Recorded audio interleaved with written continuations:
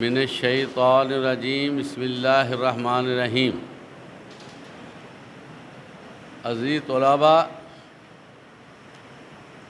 رمضان المبارک کا مہینہ بڑی تیزی سے گزر رہا ہے اور آج 17واں روزہ ہے، اور قرآن مجید میں اس کا ذکر اس طرح آیا ہے کہ یہ گنتی کے چند ایام ہیں، لیکن یہ اتنے بابرکت ایام ہیں کہ پورے سال کے سارے دن اکٹھے کر لیے جائیں تو ان دنوں کا مقابلہ وہ نہیں کر سکتے، اور یہاں پر جو نیکی ہم کریں گے اللہ کے ہاں اس کا بہت زیادہ مرتبہ ہے، بہت زیادہ فضیلت ہے۔ اور یہ مہینہ اللہ تعالیٰ نے ہمارے لیے ایک ایسا مہینہ قرار دیا ہے جس میں سارا سال ہم سے اگر کوئی کمی کوتاہی ہو جاتی ہے نا، جس طرح ڈیلنگ کرنے میں، اللہ کی عبادات کرنے میں، زندگی کو صرف کرنے میں بہت ساری کوتاہیاں ہوتی ہیں، تو اس مہینے سے فائدہ اٹھا کر ہم وہ ساری کمی بیشی نکال سکتے ہیں۔ آپ علیہ الصلوۃ والسلام نے فرمایا، جس نے ایمان اور احتساب کے ساتھ رمضان المبارک کے روزے رکھے، اس کے پچھلے سارے گناہ معاف کر دیے جائیں گے۔ اس سے آپ اندازہ کریں کہ اس ماہ کی کتنی قیمت ہے، اور آگے چل کر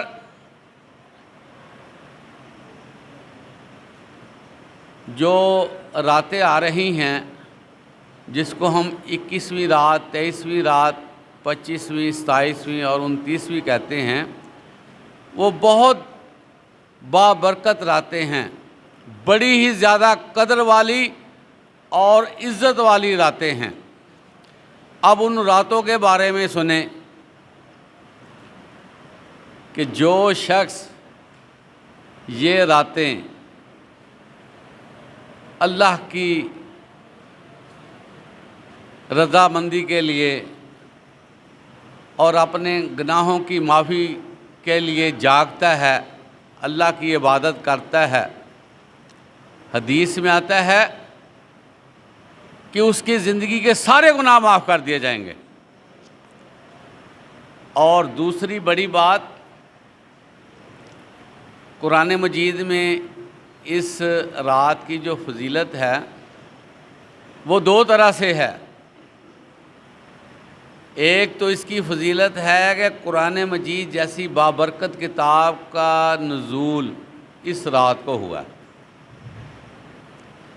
بہت بڑا ایونٹ قرآن مجید کا نازل ہونا، تو اس مبارک رات میں قرآن مجید نازل کیا گیا ہے۔ اس رات کو جو بندہ عبادت کرتا ہے، عام راتوں کو عبادت، عام دنوں کو عبادت 1000 مہینوں سے بہتر ہے۔ 1000 مہینے 83 سال کچھ مہینے بنتے ہیں، ایک رات کا ثواب ہماری عمر سے بھی زیادہ ہے۔ اور جو شخص 5 راتیں جاگتا ہے، صاف ظاہر ہے کہ ایک رات اس میں لیلۃ القدر کی رات ہے ایک، تو 5 راتوں میں سے ایک رات لازمی آئے گی، تو 5 راتیں گزارنے سے اگر ہم 83 سال کچھ مہینوں کا ثواب لے لیتے ہیں تو کتنی بڑی بات ہے۔ اب آپ دیکھیں کہ ہمارے ہاں یہ کلچر بن گیا ہے کہ رمضان المبارک میں سویا نہیں جاتا، رات کو ایسے ہی کھیلتے کودتے، گپے لگاتے پھرتے بھاگتے اور جاگتے ہوئے ہم وقت گزار دیتے ہیں۔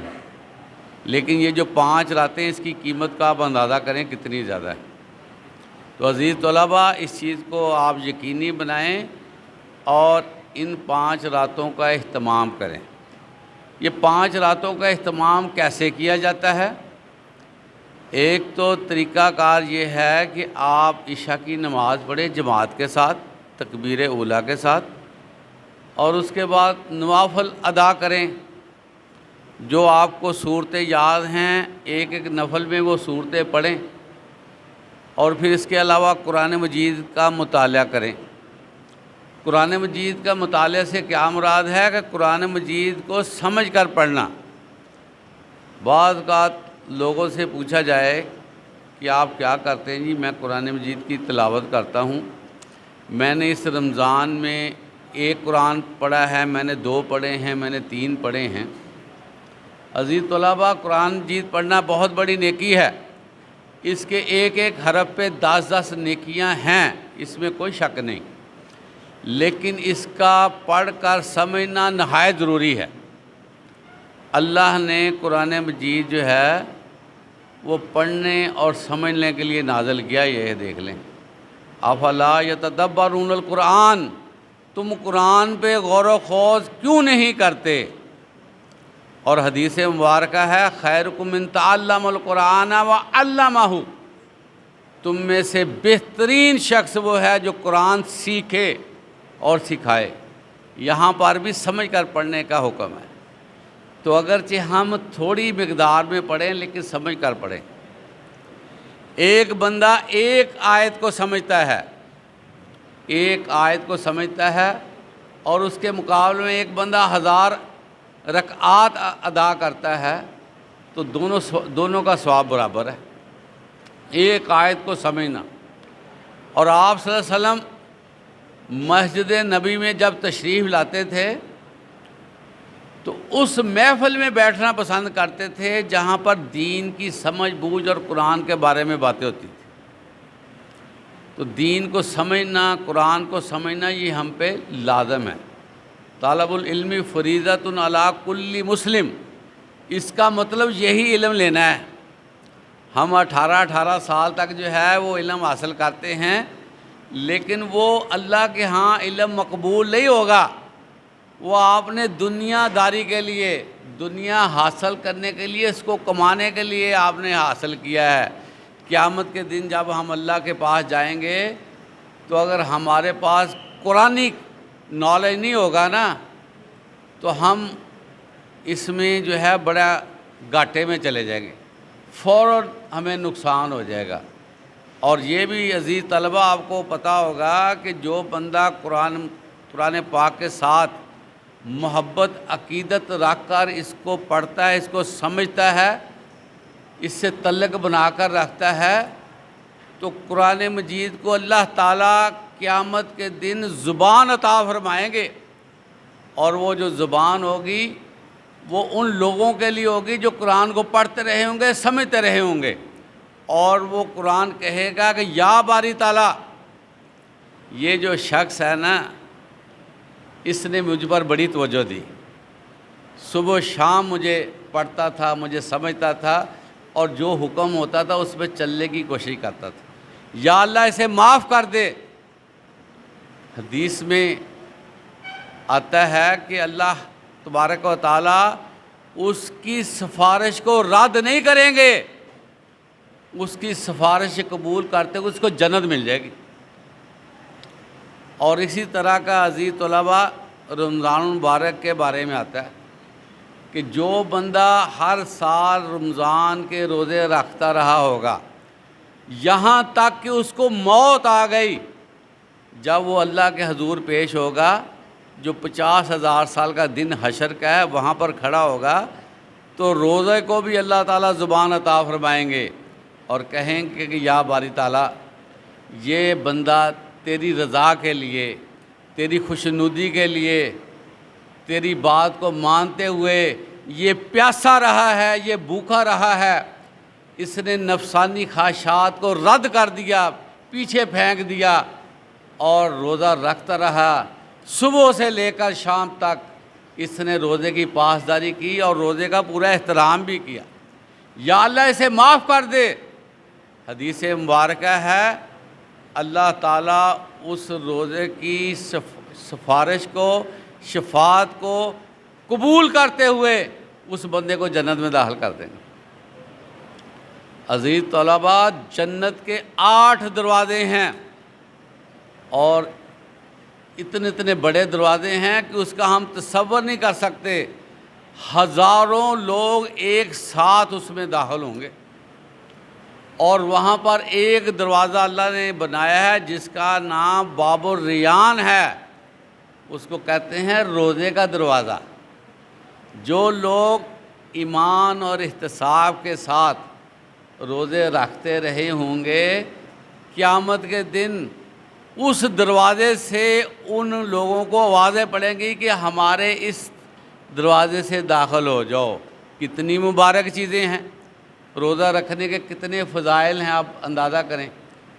اور آپ نے روزے رکھتے ہیں آپ دیکھیں کہ ہم وہ لوگ ہیں جو 5 منٹ کے لیے پانی پر صبر نہیں کر سکتے، لیکن اللہ کے فضل و کرم سے، یہ سارا اللہ کا فضل و کرم ہے کہ ہم روزہ رکھ کر 14 گھنٹے ہم پیاسے رہتے ہیں لیکن ہم پانی نہیں پیتے۔ یہ بہت بڑی بات ہے اور یہ اللہ کا فضل ہے۔ اور روزہ رکھنے سے انسان کو حدیث مبارکہ ہے کہ 2 خوشیاں ملیں گی۔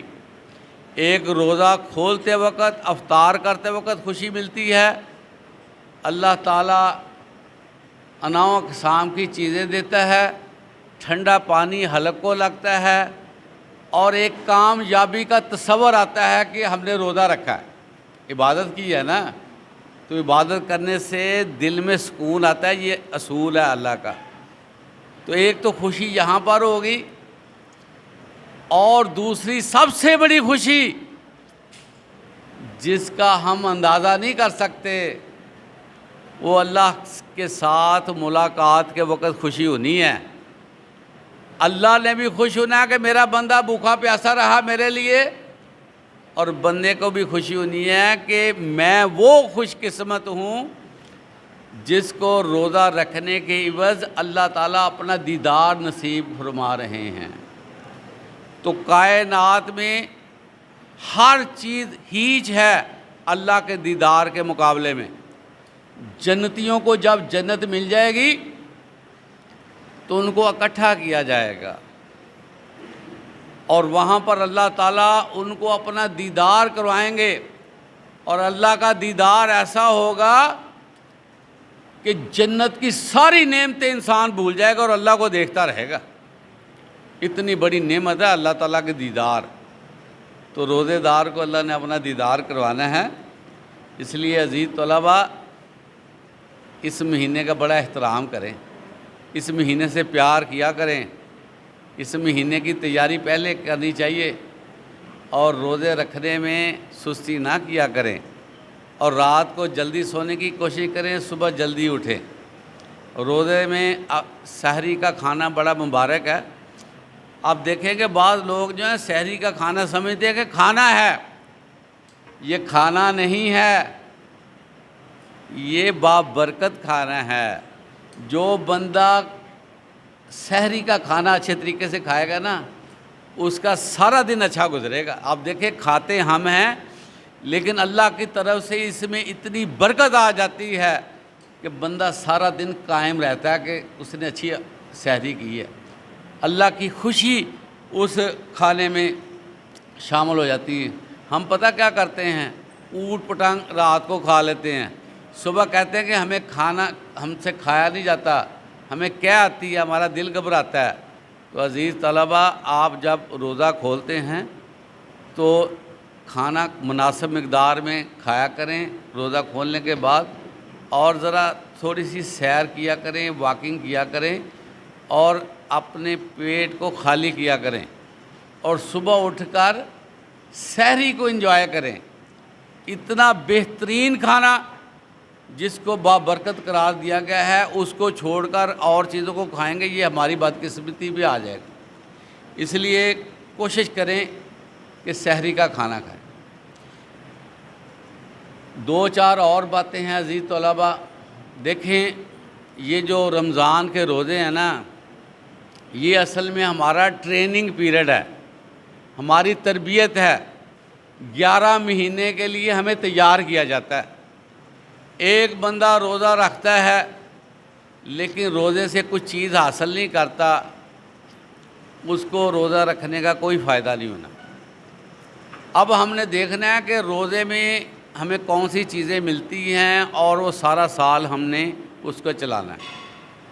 ایک تو عزیز طلباء بات پتہ کیا ہے کہ جتنی برائیاں ہمارے سوسائٹی میں، ان برائیوں کی اگر درجہ بندی کی جائے نا تو سب سے بڑی برائی جو ہے جھوٹ بولنا ہے.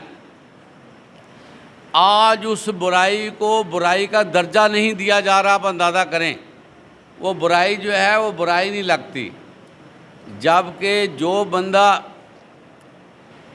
اللہ کے نبی آپ صلی اللہ علیہ وسلم فرماتے ہیں روزہ رکھنے کے بعد جھوٹ کو ترک نہیں کرتا اور اسی لغویات میں پڑا رہتا ہے، وہ شخص جو ہے وہ روزہ رکھے نہ رکھے وہ برابر ہے.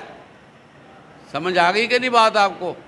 تو اس لیے روزے میں سب سے پہلے آپ نے جھوٹ کو ترک کرنا ہے تاکہ ایک پہلی جو حسین عادت ہے وہ ہماری بن جائے.